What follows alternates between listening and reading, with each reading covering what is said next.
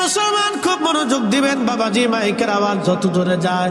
হাজিরিন, ওই 7 জন আল্লাহর ওলি তারা গুহার মধ্যে ঘুমাইল। তৎকালীন বাদশা ছিল জালিম বাদশা, পুত্তলিক বাদশা। তিনি তাদেরকে ধরার জন্য সৈন্য সামন্ত পাঠাইল। তাদের সঙ্গে একটা কুকুর ছিল, কুকুরের নাম ছিল কিতমির। সাবাল কাহাফি ওয়ার রাকিমি কানু মিন আয়াতিনা। আল্লাহ কুরআনুল কারীমে বলতেছেন আসহাবে কাহাফ এবং রকিমওয়ালাদের ঘটনা। আমি রব্বুল আলামিন কতই না আশ্চর্য, আয়াতিনা আযাবা, কত বড় আশ্চর্য নিদর্শন। আমার রব এই ঘটনা বলতে যাইয়া বললেন আশ্চর্য নিদর্শন। দুনিয়াতে আল্লাহ নিদর্শন রেখে গেলেন আশ্চর্য। এই কুকুর পাহাড়ের গুহার সামনে বসে বসে পাহারা দেয়। কুকুরটা পাহারা দিচ্ছিল, সৈন্যরা আসছে এই গুহা দেখার জন্য। এই কুত্তাটা সৈন্যদেরকে দাবড়ায় তাড়িয়ে দিল। কুকুরটা সৈন্যদেরকে দাবড়ায় তাড়িয়ে দিল। তার মানে কুকুরটারে দেখিয়া ওই বাচ্চার সৈন্যরা চিন্তা করলো এখানে মানুষ নাই, কুত্তা বারে বারে আমাদেরকে তাড়া করতেছে, এখানে আর যাওয়া যাবে না। কুকুর তার নিজের জীবনের সব কিছু উজাড় করে দিয়ে সৈন্যদেরকে তাড়িয়ে দিয়ে 7 জন আল্লাহর ওলিকে পাহারা দিতে দিতে কুকুর এই গুহার সামনে মারা গেল। সে খাবার খেলো না, গুহা থেকে পালাইলো না। ভালোবাসতে বাসতে কুকুর পাহাড়ে গুহার সামনে মারা গেল। কুকুরের এই ভালোবাসা দেখে আমার আল্লাহর কাছে বড় মায়া লাগলো। সহিহ বুখারীতে কিতাবুল আম্বিয়াতে নবীজি বলতেছে এই ভালোবাসা দেখে, ভালোবাসা একটা কুকুর মনিবের প্রতি ভালোবাসা দেখে আল্লাহর বড় মায়া লাগলো। আল্লাহর নবী বললেন আল মারু মা মান আহাব্বা, তুমি দুনিয়াতে যারা ভালোবাসবে কিয়ামতের ময়দানে তার সাথে তোমার হাসর নাসর হয়ে যাবে। তুমি দুনিয়াতে যারা ভালোবাসবে কিয়ামতের ময়দানে তার সাথে হাসর নাসর হয়ে যাবে। কিয়ামতের ময়দানে তার সাথে হাসর নাসর হয়ে যাবে, তার সাথে হাসর নাসর হয়ে যাবে। এর চেয়ে বড় সুসংবাদ আর কিছুই হতে পারে না। এই জন্য আমরা শাহজালালকে ভালোবাসি, শাহপরানকে ভালোবাসি, খাজা বাবা আজমিরিকে ভালোবাসি, নিজামুদ্দিন আউলিয়াকে ভালোবাসি, সতরার হুজুর কেবলাকে ভালোবাসি, শাহ সুফি ফতে আলী রসুল নামকে ভালোবাসি, আবু বকর সিদ্দিক পুরোপরাবিকে ভালোবাসি, হাজারাতে নূর মোহাম্মদ নিজামপুরীকে ভালোবাসি, মুজাদ্দিদ আল ফেসানি হিন্দিকে ভালোবাসি। আমরা হযরতে খাজা বহাউদ্দিন নকশবন্দ বুখারীকে ভালোবাসি, হুজুর গাউসে পাক মহিউদ্দিন আব্দুল কাদের জিলানীকে ভালোবাসি। আমরা ওলিদেরকে ভালোবাসি। কিয়ামতের ময়দানে ওলিদের সঙ্গে আমাদের হাসর নাসর হয়ে যাবে। কথা কন না কেন? বলেন যে রসুলের কথা মিথ্যা, তাহলে বলে না, অসুবিধা নেই। পৃথিবী উল্টে যাবে তো সাগর শুকাবে, আল্লাহ রসুলের কথা আর কখনো পরিবর্তন হবে? মিথ্যা হবে না। যা বলছে ঠিক, যা বলছে তো ঠিক। একে দেখবেন 100% পিওর, কোনো টেনশন নেই। ভালোবাসতে হবে, ভালোবাসার মতো ভালোবাসতে। ওই গর্তের ভিতরে পা দিয়ে বসে আছে, পা দিয়ে বসা একটা সাপ কোন রাস্তা খুঁজে না পেয়ে এই গর্তের সামনে এসে দেখলো একজনের পা আছে। বারবার কামড় মারে। সিদ্দিক আকবর আবু বকর পাহাড়ি সাপের কামড়ে বিশেষ যন্ত্রণা সহ্য করতে না পেরে চোখ বেয়ে হযরত আবু বকরের পানি এসে গেল। প্রিয় নবীজি ঘুমানোর মোবারকে মাথা রেখে এই চোখের পানিটা এসে নবীজির পবিত্র চেহারা মোবারকে এসে পড়ল। নবীজির ঘুম ভেঙে গেল। ডাক দিয়ে বলে আবু বকর, কি জন্য তুমি কাঁদো? বুঝেছি বাড়ির কথা মনে পড়েছে।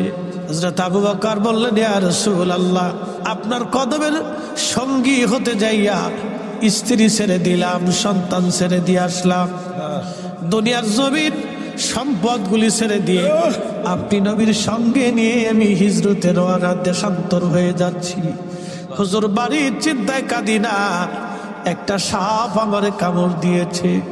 সাপের বিষের যন্ত্রণা সহ্য করতে না পারে চোখ বেয়ে পানি এসে গেছে। নবীজি ডাক দিয়ে বলেন, আবু বকর, বলো নাই কেন? আবু বকর ডাক দিয়ে বলতেছে, হুজুর আগে যদি বলতাম আপনার ঘুমের ব্যাঘাত হতো, আপনার কষ্ট হতো। নিজের কষ্ট বরণ করে আবু বকর আমার রসুলকে কষ্ট দিতে চান নাই, ঘুমের ব্যাঘাত করতে চান নাই। এখন প্রশ্ন হলো, আবু বকর কি এখানে আল্লাহ খুশি করেছে না রসুল খুশি করেছে? রাসূল খুশি করেছে। আবু বকর নবী খুশি করেছে। আবু বকর জানে রসুল খুশি করলে আল্লাহ খুশি। কথা কোন ঠিক কিনা? নবী খুশি হলে আল্লাহ খুশি।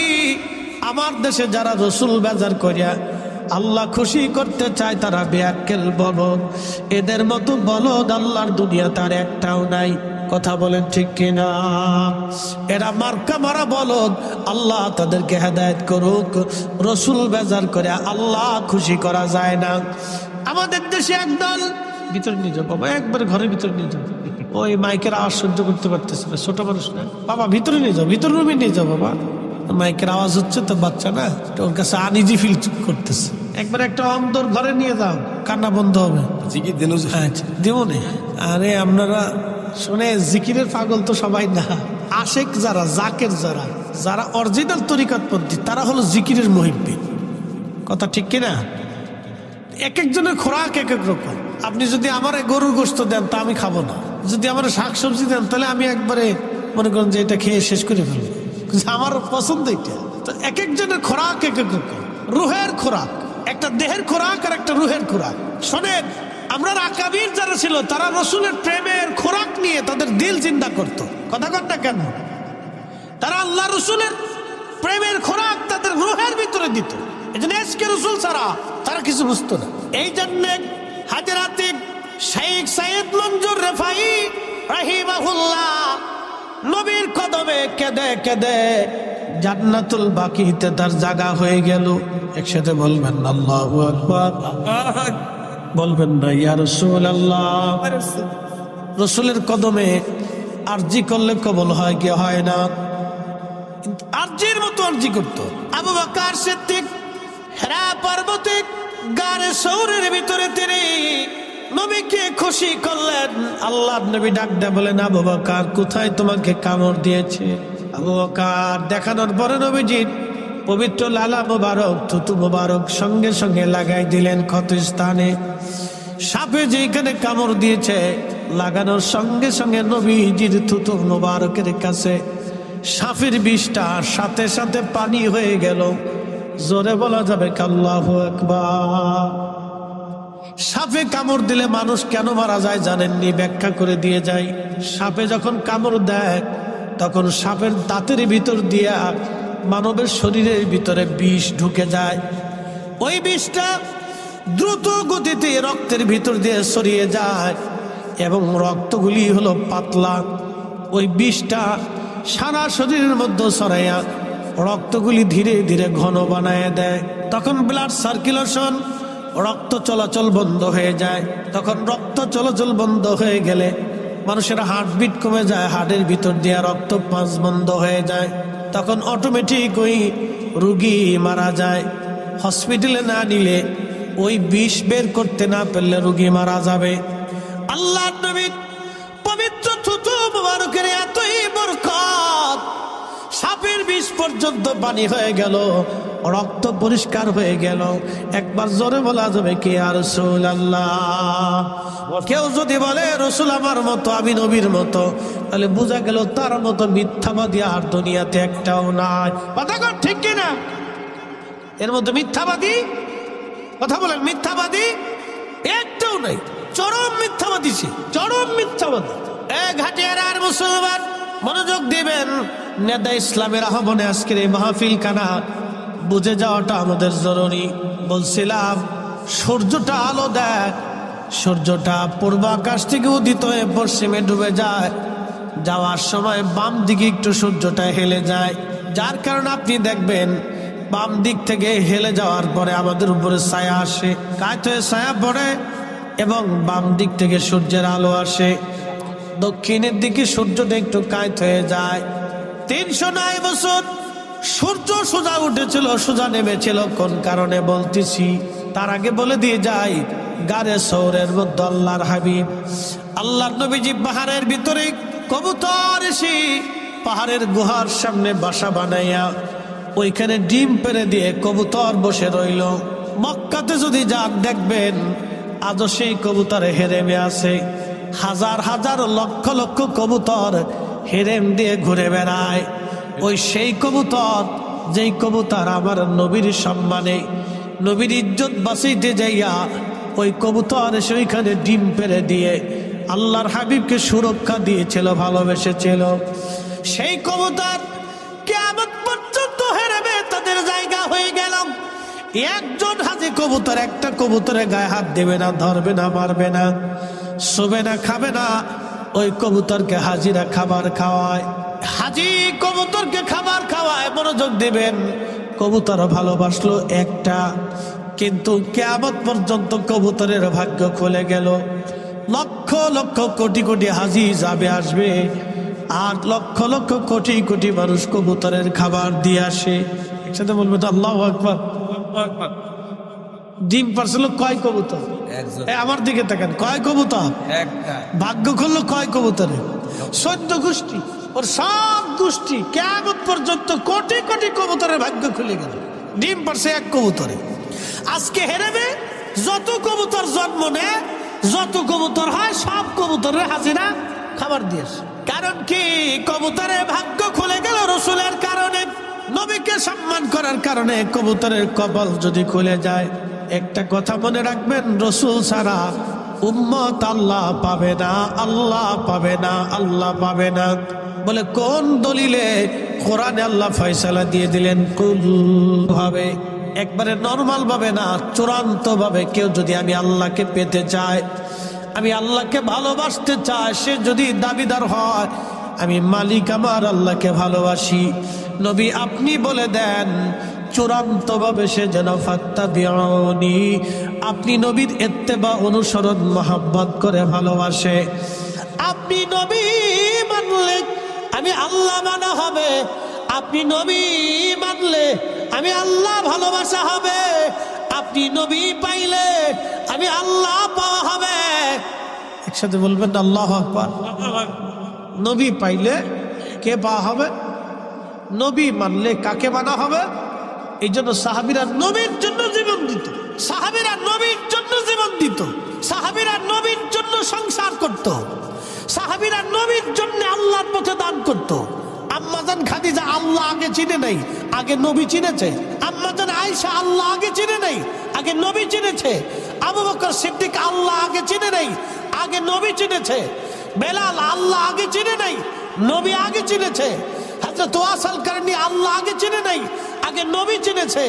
নবী চিনার পরে আল্লাহ বুঝেছে, নবী চিনার পরে হাসর বুঝেছে, নবী চিনার পরে কবর বুঝেছে, নবী চিনার পরে ফেরেশতা চিনেছে, নবী মানার পরে সব মানা হয়েছে। এই জন্য আল্লাহ বললেন, হাবিব চূড়ান্ত ভাবে কেউ যদি আমাকে পেতেই চায়, ভালোবাসতেই চায়, তো বলে দেন চূড়ান্ত ভাবে আপনাকেই পাইতে হবে। আপনি পাইলে আমি আল্লাহ পাওয়া হয়ে যাবে। একসাথে বলবেন আল্লাহু আকবার। এখন আমরা মিলাদুন নবী পালন করি, অনেকের মন খারাপ। কে ভাই আপনার মন খারাপ হওয়ার কি আছে? আপনার মন খারাপ হবে কি? আপনি কি নবীর উম্মত না? এখানে লেখা হয়েছে বড় ঈদ, ঈদে মিলাদুন নবী।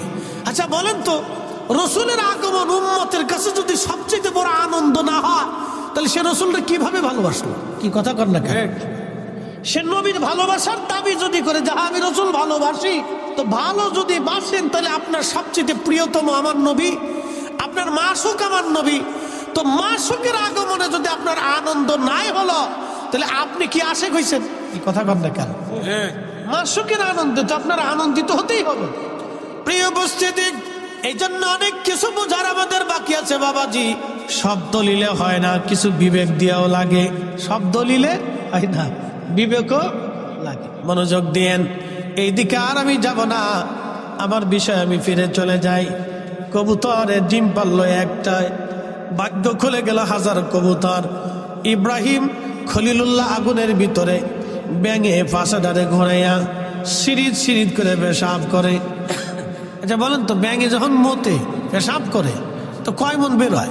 হ্যাঁ, কতটুক? 1 কাপ বেরোয়নি, চা কাপের 1 কাপ না, তাও তো বেরোয়। আরো কম না? এক সিরিঞ্জও না, যে আপনার ইনজেকশন দেয় যে সিরিজ আছে তাও না, তারও 4-5 ভাগের 1 ভাগ হইতে পারে। আচ্ছা, আগুন জ্বলতেছে 2-3 কিলোমিটার ব্যাপী, ইব্রাহিম আলাইহিস সালামের আগুন 2-1 কিলোমিটার না, 2 কিলোমিটার দূর থেকে আগুনের তাপে মানুষ কাছে যাইতে পারে না। এই আগুন ব্যাঙের পেশাবে কিভাবে নিববে? ব্যাঙে তারপরও পাশাটারে ঘুরাইয়া সিরিজ সিরিজ করিয়া মারতেছে। তা আল্লাহ ডাক দেখে, ব্যাং করো কি? আল্লাহ পেশাব সারি। কি জন্য ছাড়ো আল্লাহ জানে তো। তারপর জিজ্ঞা, কেন ছাড়ো? আল্লাহ ইব্রাহিমের তোমার খলিলের আগুন নিভাইতেছি। জোরে জোরে জোরে জোরে জোরে। আচ্ছা বলেন, আমরা কি 100% রসুলকে ভালোবাসতে পারবো? কথা কর না কেন? পারবো, চেষ্টা করতে পারবো, কিন্তু 100 পারবো না। 100 সাহাবীরা করছে, কথা ঠিক কিনা? আমরা চেষ্টা করতে পারবো।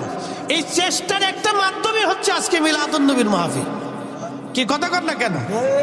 চেষ্টার অনেকগুলি মাধ্যম আছে, কি বর্জন অনেকগুলি মাধ্যম আছে, তার একটা মাধ্যম হলো এটা। তার একটা, অনেক মাধ্যম আছে। দাড়ি রেখা, টুপি মাথায় দিয়ে, পাগড়ি পরিয়া, জুব্বা গায়ে দিয়ে, দাঁত সৎকা করিয়া, হাসি দিয়ে, মানুষ খাওয়াইয়া, ডানাতে খাইয়া, সুন্নত মাইনা, আদর্শ মাইনা, হালাল খাইয়া, নানান সিস্টেম আল্লাহ দিয়ে দিছেন, নানান পথ দিয়ে দিছেন আল্লাহ। কিন্তু তার ভিতরে রসুল ভালোবাসার একটা পথ হচ্ছে মিলাদুন নবী। কিয়ামতের ময়দানে কইতে পারবো, আল্লাহ কিছুই ছিল না, তোমার রসুলের আজকে আগমনে খুশি হইয়া মাহফিল সাজাইয়া আমরা বৈশা তোমার নবীর প্রশংসা শুনছি, তোমার হামদ করছি, শুকরিয়া করছি। একসাথে বলা যাবে না মারহাবা? কি বলতে পারবো না? ব্যাঙে কয় আল্লাহ পেশাব করি, বলে কেন করো? তোর খলিলের আগুন নিভাই, তোর পেশাবিকে আগুন নিববে? কামও জানি আগুন নিববে না, কিন্তু কিয়ামতের ময়দানে বলতে তো পারবো যে পেশাব সারিতে আগুন নেবানোর চেষ্টা করছি। জোরে কন, জোরে জোরে জোরে।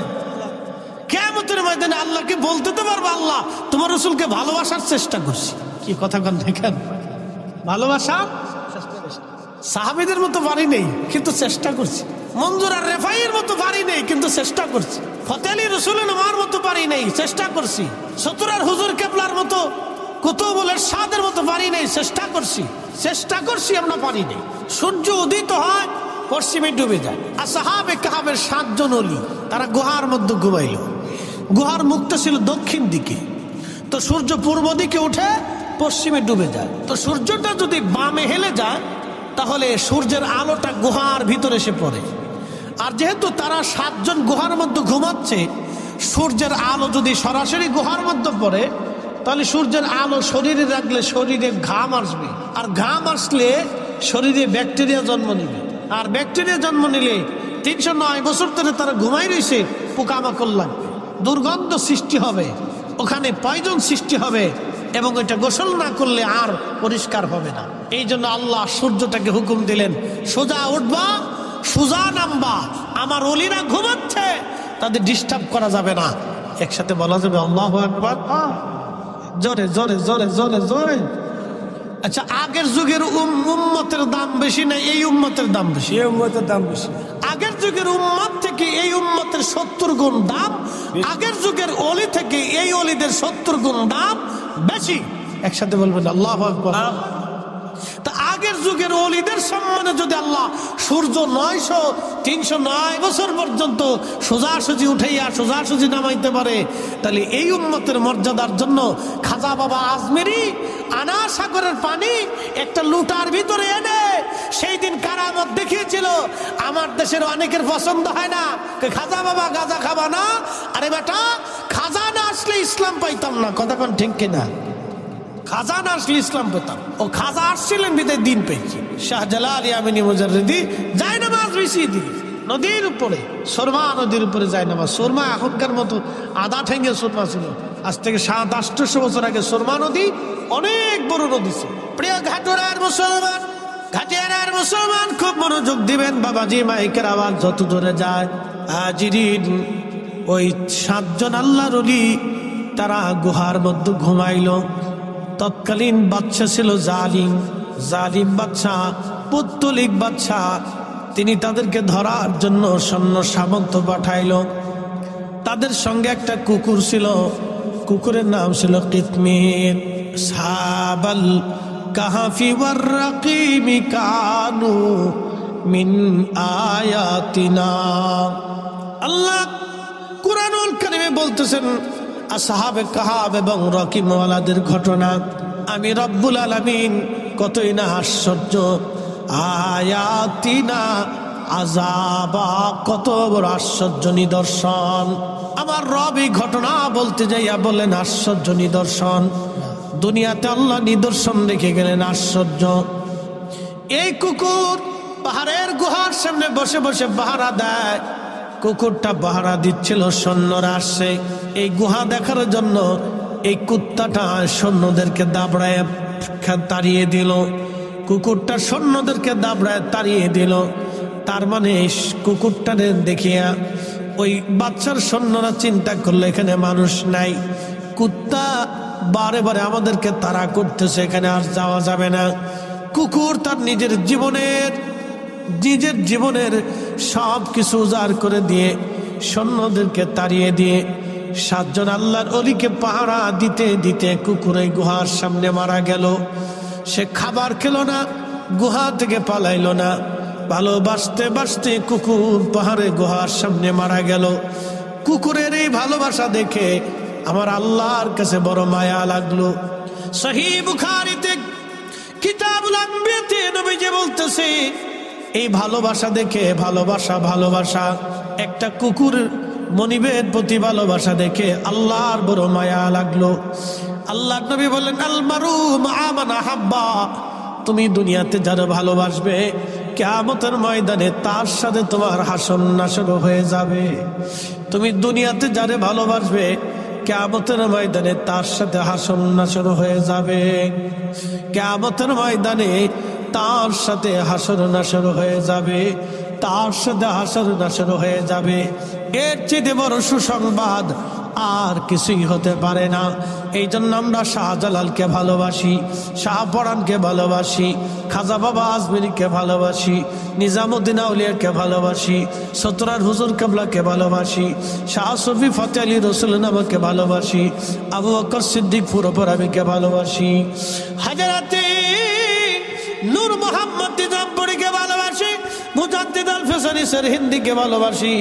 আমরা হযরতে খাজা বহাউদ্দিন নকশবন্দ বুখারীকে ভালোবাসি, হুজুর গাউসে পাক মহিউদ্দিন আব্দুল কাদের জিলানীকে ভালোবাসি। আমরা ওলিদেরকে ভালোবাসি। কিয়ামতের ময়দানে ওলিদের সঙ্গে আমাদের হাসর নাসর হয়ে যাবে। কথা কন না কেন? বলেন যে রসুলের কথা মিথ্যা, তাহলে বলে না, অসুবিধা নেই। পৃথিবী উল্টে যাবে তো সাগর শুকাবে, আল্লাহ রসুলের কথা আর কখনো পরিবর্তন হবে? মিথ্যা হবে না। যা বলছে ঠিক, যা বলছে তো ঠিক। একে দেখবেন 100% পিওর, কোনো টেনশন নেই। ভালোবাসতে হবে, ভালোবাসার মতো ভালোবাসতে হবে। আল্লাহ বানাইলেন কত জাতি, হইল না তার প্রেম প্রীতি,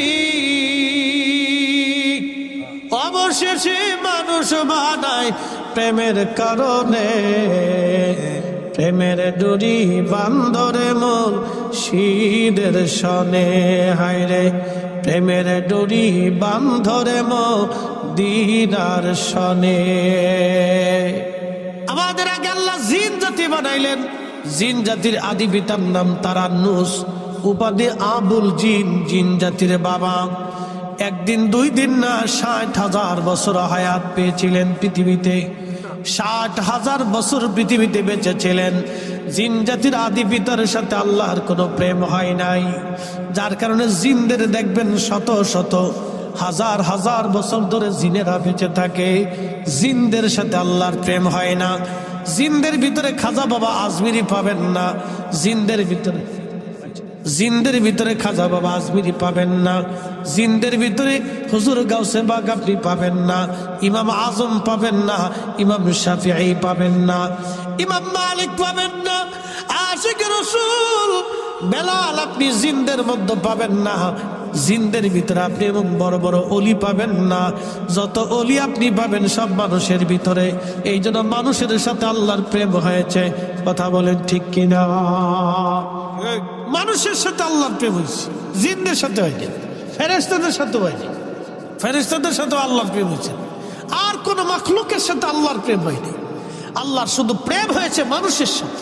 এই মানুষের চোখের পানি ফেলে এই মানুষই আল্লাহকে ভয় পায়, এই মানুষই আল্লাহর প্রেমে নিজেকে কুরবানি করে দিয়েছে। যুগে যুগে দেখবেন ওয়াসাল কারনি, বেলাল, হানজালা, আলী, ওমর, উসমান, আবু বকর, তালহা, জুবাইর, হাসান, হুসেইন রিদওয়ানুল্লাহি তাআলা আলাইহিম আজমাইন জীবনী যদি দেখেন, জিন্দেগি ত্যাগ করে দিয়েছেন, কুরবানি করে দিয়েছেন। চোখের সামনে ইমাম হুসেইন সব পরিবার কুরবানি করেছেন আল্লাহর রাহে। আহা, রাসূল করিম যে পাহাড়ে জাবালে আবু সিলাতে, যে ছোট্ট গুহার ভিতরে 3 দিন 3 রাত উম্মতের জন্য কেঁদেছিলেন, সে গুহার সেইখানে আমি বছর বসে আসছি, দেখে আসছি। খন্দকের এই যে খাল আছে, খন্দকের যে পাহাড় আছে, পাহাড়ের পিছনে একটা পাহাড় আছে, এই পাহাড়ের নাম হচ্ছে জাবাল আবু সিলা। এই জাবালে সিলাতে একটা ছোট্ট গুহা আছে, এখানে নবীজি একাধারে 3 দিন 3 রাত সেজদার মধ্যে কাঁদছে। আচ্ছা বলেন, নবী টাকার জন্য কাঁদছে? হাসান হুসেইনের জন্য কাঁদছে? ফাতেমার জন্য কাঁদছে? নিজের পরিবারের জন্য কাঁদছে? তো কাদের জন্য কাঁদছে? আমাদের জন্য। যেটা বলেন কাদের জন্য? আমাদের জন্য কেঁদেছে, আমাদের জন্য রাসূল কেঁদেছে। 3 দিন 3 রাত কেঁদেছে, আল্লাহ আমার উম্মতকে মাফ করতেই হবে। একসাথে বলবেন না, ইয়া রাসূলুল্লাহ, আল্লাহ আমার উম্মতকে মাফ করতেই হবে। সেজদা থেকে উঠে না, মাফ করতেই হবে। জাবাল আবু সিলাতে সেজদা পড়ছে তো পড়ছে, আর উঠে না। একাধারে 3 দিন 3 রাত সেজদায় পড়ে রয়েছে, আল্লাহ মাফ করতেই হবে। আর উম্মত মসজিদে জুতা চুরি করে, উম্মতে সুদ খায়, ঘুষ খায়, কি কথা কর না কেন, ঠিক কিনা? উম্মত 2 নম্বরই করে উম্মতের কাজ। সি সি সি হাজিরিন, খুবই মনোযোগ দিবেন। আল্লাহর নবী বলতেছিলেন, সাহাবীরা রে, কুকুরের এই ভালোবাসাটা এতই আল্লাহর কাছে ভালো লাগলো, আমার আল্লাহ কুকুরটাকে দুম্বার আকৃতি দিয়া বেহেশতের তাসনিম নদীর পানি দিয়া গোসল করাবে। কুকুরের বাহিরের নাপাক ভিতরের নাপাক দূর করাইয়া আমার মালিক আমার আল্লাহ দুম্বার আকৃতি বানাইয়া ওই যে 7 জন অলিকে সে ভালোবাসছিল, ওই 7 জন অলির সঙ্গে এই কুকুরটাকে আমার আল্লাহ জান্নাতি বানায় দেবে। একসাথে বলেন আল্লাহু আকবার। লা তাবদীলা কালিমাতিল্লাহ, আল্লাহর কথার আর কোনো পরিবর্তন হবে না, আল্লাহর সিদ্ধান্তের আর কোনো পরিবর্তন নাই। আকাশ ভেঙে যাবে, জমিন পড়ে যাবে, সাগর শুকিয়ে যাবে, আল্লাহর ফয়সালা পরিবর্তন হবে না। ইন্নাকা লা তুখলিফুল মিয়াদ। মূল আলোচনায় চলে যাচ্ছি। ওই কুকুরটা গুহার সামনে থেকে পাহারা দিয়ে দিয়ে মারা গেল। কুকুরের ভালোবাসা আল্লাহর দরবারে এতই ভালো লাগলো, সহিহ বুখারীতে নবীজি বলতেছেন, উম্মতরে, ওই কুকুরটাকে আল্লাহ জান্নাতের মধ্যে নিয়ে যাবে। তার বাহিরের নাপাক ভিতরের নাপাক আল্লাহ বেহেশতের তাসনিম নদীর পানি দিয়ে ধৌত করবে। দুম্বার আকৃতি দিয়ে আমার আল্লাহ ওই 7 জন যুবক আল্লাহর ওলির সঙ্গে এই কুকুরটাকেও আল্লাহ জান্নাতি বানায় দেবে। একসাথে জোরে বলেন আল্লাহু আকবার। বন্ধু, খুবই মনোযোগ দিবেন। এই ওলিদেরকে কেন্দ্র করে আল্লাহ 2টা ঘটনা ঘটাইলেন। একটা ঘটনা আমার আল্লাহ কুত্তা দিয়ে পাহারা দিলেন, তাদেরকে ভালোবাসার জন্য একটা কুকুরকে আল্লাহ জান্নাতি বানায় দিলেন। এর থেকে বোঝা গেল, এই উম্মতের ওলিদেরকে যারা ভালোবাসবে, এই উম্মতের ওলিদেরকে যারা ভালোবাসবে, এই উম্মতের ওলিদেরকে যারা ভালোবাসবে, তারাও কিয়ামতের ময়দানে মাহরুম হবে না। কি কথা কর না কেন, ঠিক কিনা? আমরাও মাহরুম, জোরে বলেন হব। একসাথে বলেন হব। হ্যাঁ না, জোরে হচ্ছে না, একসাথে বলেন হব। আমরাও মাহরুম হব না।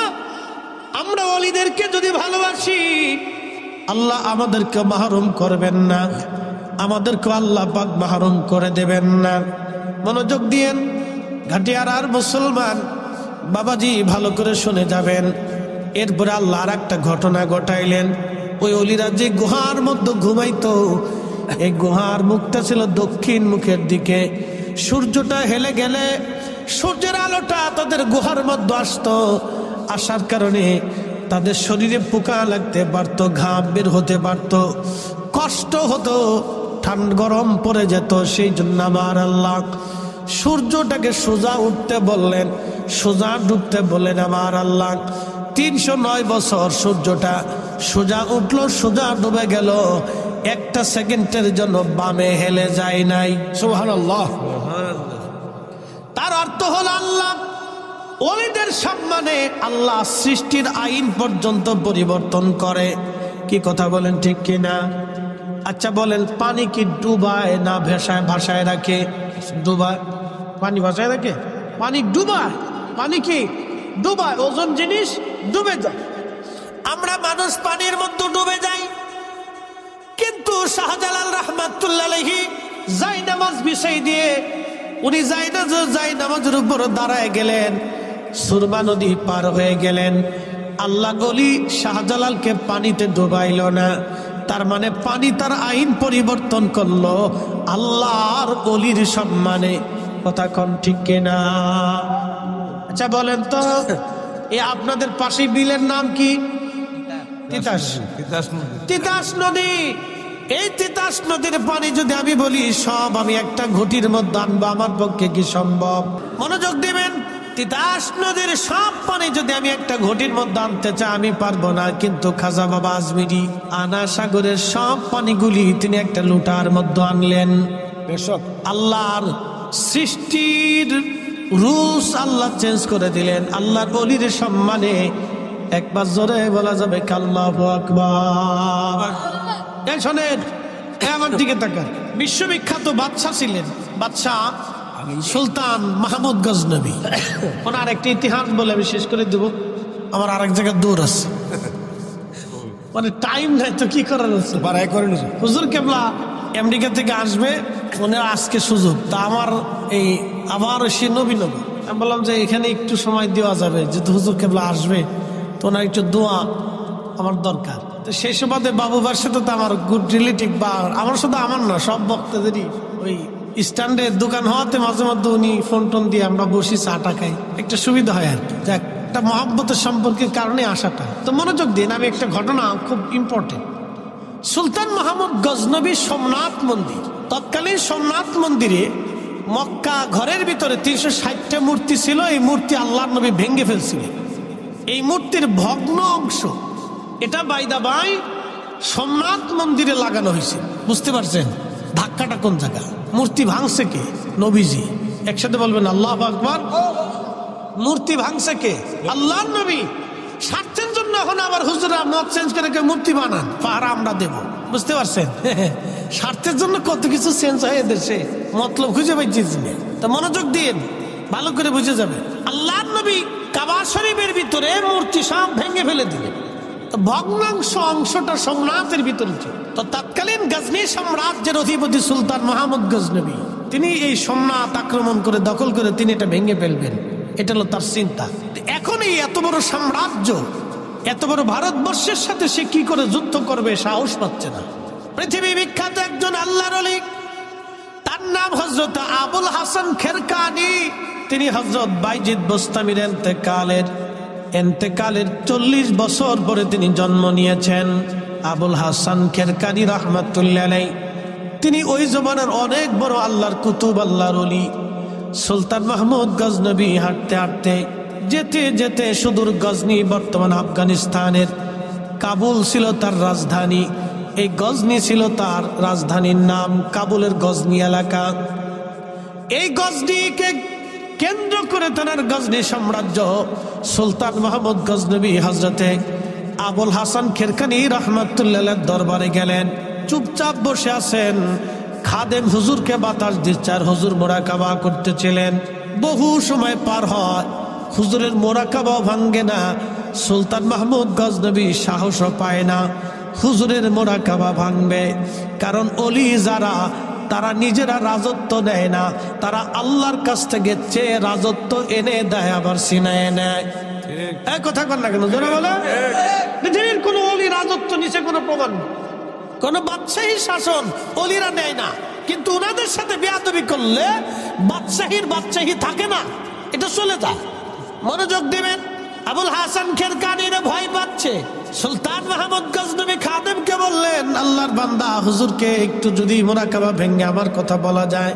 বলে মোরাকাবা ভাঙলে তো হুজুর আমার উপর রাগ করবে। কয় না, আমি অনেক দূর থেকে আসনি। কোথায় গজনি, কোথায় খেরকান, ইরান, কোথায় ইরান আর কোথায় আফগানিস্তানের গজনি, আমি বহু দূর থেকে আসছি।